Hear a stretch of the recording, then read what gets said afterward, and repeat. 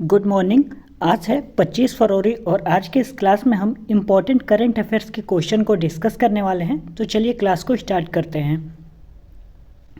Class में पहला प्रश्न हो जाएगा, 3 दिवसीय अंतर्राष्ट्रीय गीता महोत्सव का आयोजन कहाँ पर किया जाएगा। आप सभी लोग वीडियो को पूरा अंत तक जरूर देखिएगा।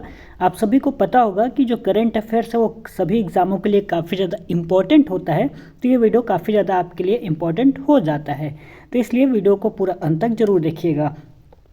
यह प्रश्न क्या कह रहा है, 3 दिवसीय अंतर्राष्ट्रीय गीता महोत्सव का आयोजन कहाँ पर किया जा रहा है। ढाका में, कोलंबो, काठमांडू या दुबई में। इसमें आपका ऑप्शन नंबर बी करेक्ट हो जाएगा।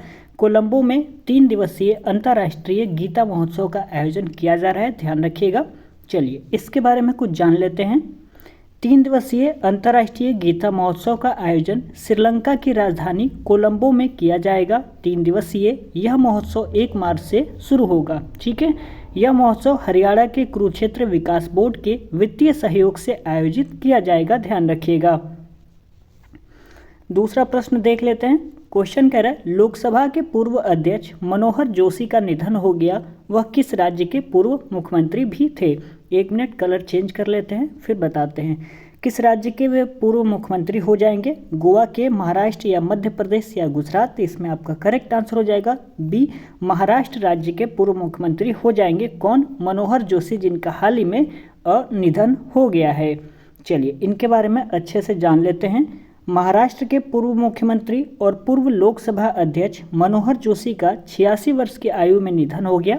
मनोहर जोशी 1995 से 99 तक महाराष्ट्र के मुख्यमंत्री और 2002 से 2004 तक लोकसभा अध्यक्ष के रूप में कार्य किया था। जोशी महाराष्ट्र के पहले गैर कांग्रेसी मुख्यमंत्री बने थे। तीसरा प्रश्न कह रहा है, टेस्ट क्रिकेट में इंग्लैंड के खिलाफ 100 विकेट लेने वाले पहले भारतीय गेंदबाज कौन बन गए हैं। रविंद्र जडेजा, रविचंद्रन अश्विन, कुलदीप यादव या जसप्रीत बुमराह।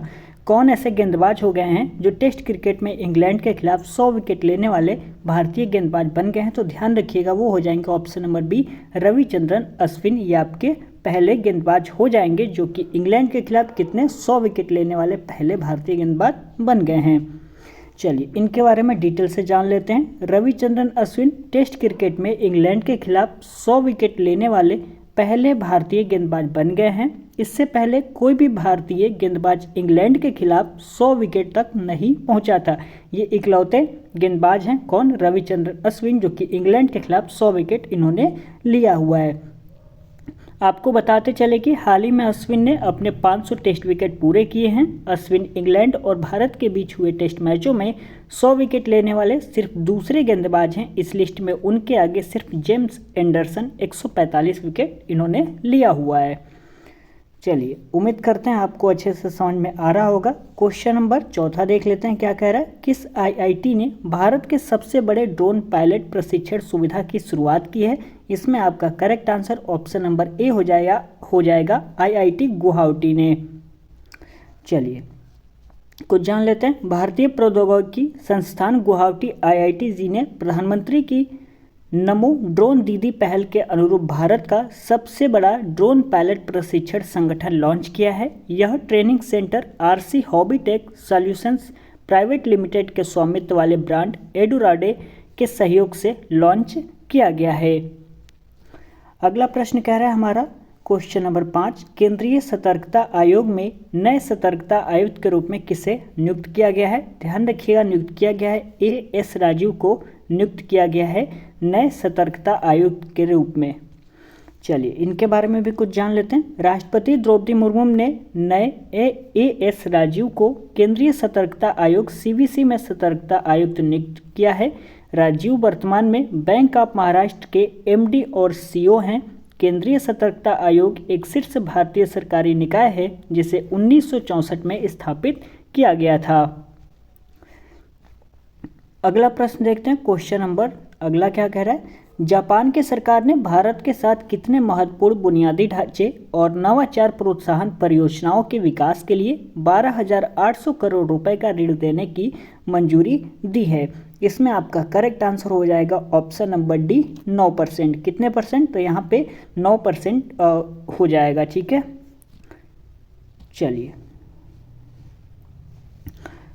इसके बारे में कुछ जान लेते हैं। जापान की सरकार ने भारत के 9 महत्वपूर्ण बुनियादी ढांचे और नवाचार प्रोत्साहन परियोजनाओं के विकास के लिए 12,800 करोड़ रुपए का ऋण देने की मंजूरी दी है, जिसका उद्देश्य द्विपक्षीय आर्थिक संबंधों को मजबूत बनाना है। ठीक है, 9% नहीं, सॉरी उसके लिए हो गया था मिस्टेक, 9% नहीं रहेगा। 9 महत्वपूर्ण बुनियादी ढांचे और नवाचार प्रोत्साहन परियोजना के विकास के लिए 12,800 करोड़ रुपए की जो ऋण है उसको मंजूरी दी गई है। चलिए आगे बात कर लेते हैं। क्वेश्चन नंबर 7वां कह रहा है भारत ने अंतरिक्ष क्षेत्र में कितने % FDI को मंजूरी दी है? तो इसमें आपका करेक्ट हो जाएगा 100% FDI मंजूरी दी है।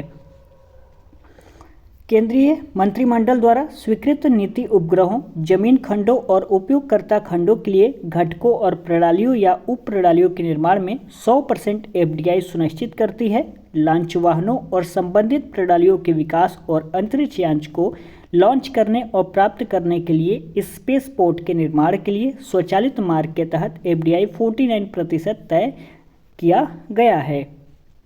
चलिए आगे बात कर लेते हैं। क्वेश्चन नंबर 8वां देख लेते हैं क्या कह रहा है। निम्न में से कौन सा देश चंद्रमा के साउथ पोल पर उतरने वाला भारत के बाद दूसरा देश बन गया है? इसमें आपका करेक्ट आंसर डी हो जाएगा, अमेरिका। अमेरिका की Houston based private company intuitive machines का लैंडर ओडिसीएस चंद्रमा के साउथ पोल पर लैंड हो गया है। इसे 15 फरवरी 2024 को लॉन्च किया गया था। अमेरिकी कंपनी स्पेसक्राफ्ट ने इतिहास रचा। भारत के चंद्रयान 3 के बाद ऐसा करने वाला यह दूसरा देश बन गया है। पहला हो जाएगा भारत, दूसरा हो जाएगा आपका अमेरिका, जो कि मैंने अभी आपको बता दिया। चलिए आगे बात करते हैं। क्वेश्चन नंबर 9वां, शहबाज शरीफ किस देश के अगले प्रधानमंत्री होंगे? तो ये होंगे पाकिस्तान के हो जाएंगे यह शहबाज शरीफ अगले प्रधानमंत्री।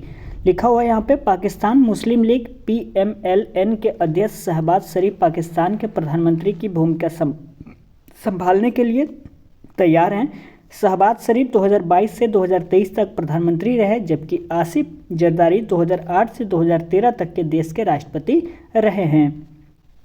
चलिए क्वेश्चन नंबर अगला देख लेते हैं, जो कि ये आज का लास्ट क्वेश्चन है हमारा।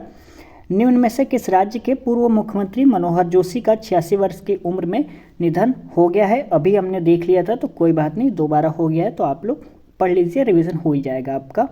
इसमें आपका ऑप्शन नंबर डी करेक्ट हो जाएगा, महाराष्ट्र के।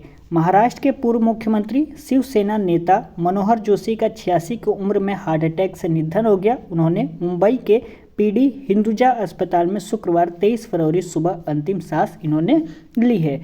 तो आज के क्लास में बस इतने ही प्रश्न थे। यदि वीडियो आपको पसंद आया होगा तो प्लीज़ वीडियो को लाइक ज़रूर कर दीजिएगा।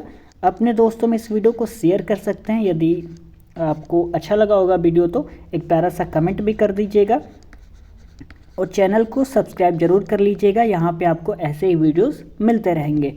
तो चलिए मिलते हैं अगले क्लास में, तब तक के लिए बहुत बहुत धन्यवाद।